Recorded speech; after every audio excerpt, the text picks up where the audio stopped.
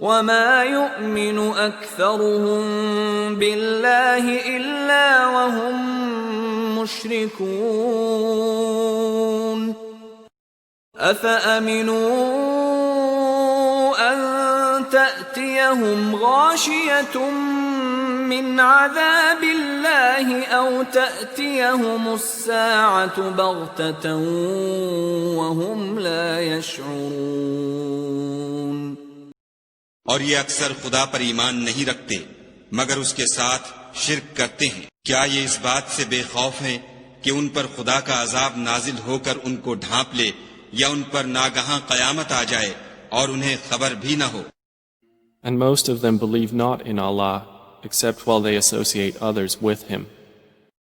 Then do they feel secure that there will not come to them an overwhelming aspect of the punishment of Allah, or that the hour will not come upon them suddenly while they do not perceive?